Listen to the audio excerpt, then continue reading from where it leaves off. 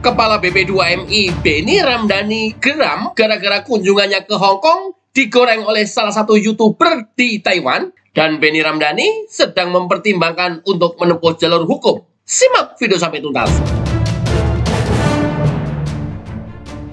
Nah, clear ya. Jadi ketika saya tiba di Hong Kong ada pihak yang menggoreng seolah-olah tujuannya politik. Nah, ini sama nih waktu saya tiba di Mepu paginya, sorenya saya ke Victoria Park. Ada tuh seorang ibu yang datang menemui saya ya. Ibu itu mengatakan begini, ya, Pak Benny mau nyaleg ya. Saya bilang, kenapa ibu nanya saya begitu? Oh enggak, ini kan udah mau mendekati pemilu, Pak Benny mau nyaleg. Sebagai politisi, saya paham pertanyaan itu.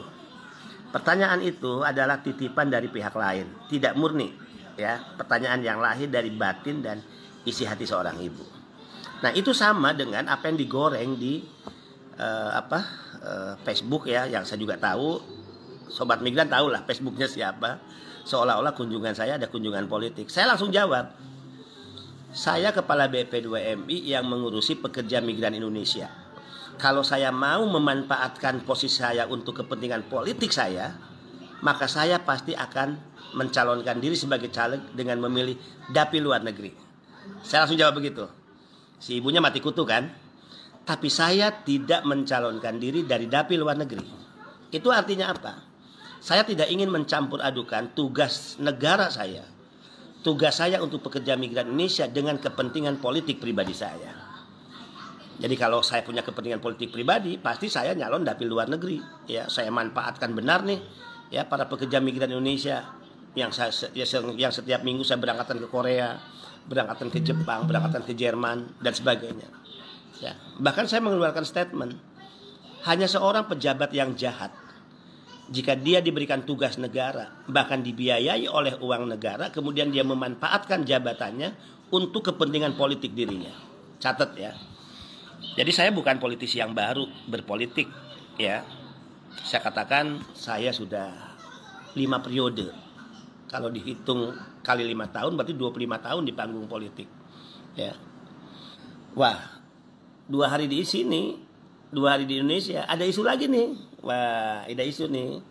Saya sedang memikirkan apakah saya akan mengambil langkah hukum karena ini fitnah. Ya, ini diucapkan oleh seorang YouTuber dari Taiwan. Ya, saya nggak perlu sebut namanya.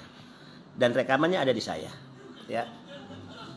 Nah, dia menuduh bahwa terkait penempatan ke Arab Saudi, ya itu ada kepentingan saya, bahkan seolah-olah ada kepentingan keluarga katanya. Ya, di mana saya ada keluarga di Jakarta? Ya, di mana keluarga saya berurusan dengan pekerja migran? Keluarga saya satupun nggak ada yang jadi pejabat, nggak ada yang kerja sebagai ASN, nggak ada yang kerja di perusahaan. Ya, saya lahir dari keluarga miskin, satu-satunya yang diberikan kesempatan Tuhan untuk jadi pejabat hanya saya. Itu tidak ya kepada keluarga saya yang lainnya. Wah, ini fitnah, ini tuduhan. Ya, karena sudah masuk tuduhan, nah saya sedang memikirkan untuk mengambil langkah hukum. Nah, sedang dipelajari ya. Kenapa hukum? Bukan berarti kita ingin memenjarakan orang, enggak, tapi hukum adalah cara untuk menguji tanpa memaksakan ego kita, apakah pandangan dari orang yang kita laporkan itu bisa dibenarkan oleh hukum atau tidak, atau mengedukasi saya, apakah yang saya anggap yang dia lakukan itu salah secara hukum, ya, apakah pendapat saya ini benar atau tidak, kan gitu ya.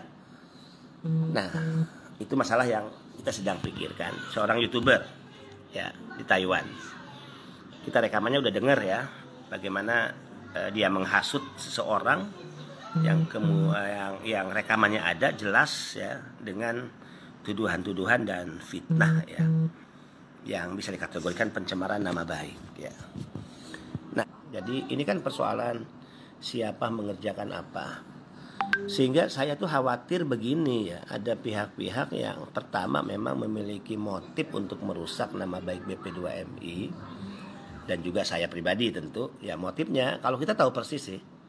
Ya, mereka yang marah kepada kepala BP2MI ini kan mereka yang selama ini terlibat overcharging. Yang saya katakan ini bisnis meminjamkan uang kepada PMI. Kemudian saya berani mengatakan bahwa Kalau pinjaman uang itu dengan bunga yang wajar, oke ya. Tapi kalau mengakibatkan bunga yang berlebihan sehingga biaya penempatan bertambah ya, katakan sampai 2 kali lipat, ya ini kejahatan menurut saya. Nah, mereka pasti marah lah, terganggu ya. Yang penempatan ilegal mereka juga pasti marah lah ya, karena terganggu ya. Nah, jika ada orang-orang hebat misalnya, apakah dia yang selama ini YouTuber atau apa ya, tanpa tahu persoalan, tanpa tahu masalah, bisa melakukan fitnah ya, serangan yang sudah merusak nama baik. Nah, ini mereka ini mewakili siapa sebetulnya, kan gitu ya. Tapi saya katakan tadi, kalau Mbak Yuni atau banyak juga sebetulnya yang saya suka, karena kritik itu keren. Saya katakan tidak ada negara yang sempurna, tidak ada pemerintahan yang sempurna. Kesempurnaan itu hanya milik Allah. Maka ketidaksempurnaan itu harus diberikan masukan, saran, bahkan kritik yang sekeras-kerasnya gitu ya. Misalnya gini, Benny Ramdhani kamu nggak becus, nah boleh, nggak ada masalah. Kok kamu nggak bisa ngurusin ini gitu kan? Solusinya apa? Nah, kasih solusinya. Menurut aku solusinya yang benar tuh yang gini. Keren itu. Dan saya suka gitu. Tapi kalau udah fitnah, ya kita punya kebijakan ini, kemudian fitnahnya seolah-olah punya kepentingan ini. Wah, berarti mereka ini mewakili siapa? Kedua, berarti dia nggak tahu saya itu dalam arti. Harusnya kalau mengukur orang jangan pakai baju sendiri, itu aja sebetulnya. Nah, kenapa kita hati-hati dengan fitnah? Karena selain berdampak hukum, ya hati-hati karena mengukur baju orang lain tidak bisa dengan ukuran badan kita, ya. Gitu. Kalau dugaan Benny Ramdhani ada orang di balik YouTuber Taiwan ini, ya sangat beralasan sih. Karena kan sudah masuk tahun politik dan beberapa caleg dapil luar negeri sudah terlihat pada mendekat dan merapat ke teman-teman TKI di luar negeri. Tentang rencana Benny Ramdhani membawa kasus ini ke ranah hukum, menurut saya nggak penting-penting amat lah. Kan YouTuber di luar negeri rata-rata TKI. Apa mau dikatakan bapak memenjarakan anaknya? Tapi kalau memang iya terjadi, lucu juga sih. Nanti akan bakal ada viral berita dengan judul Kepala Badan Perlindungan Pekerja Migran Indonesia, Benny Ramdhani telah berhasil memenjarakan pekerja migran Indonesia. Wah, lucu juga nih. Kalau Bapak tidak malu sama Pak Jokowi, laporkan saja Pak. Pak Jokowi aja untuk tangkap Rocky Gerung yang bisa tinggal perintah Kapolri aja tidak dilakukan. Dihina, dicaci, dihujat. Tetap tenang dan bersahaja. Ingat, Pak Benny bapaknya PMI loh. Bagaimana menurut Anda? Tuliskan di kolom komentar.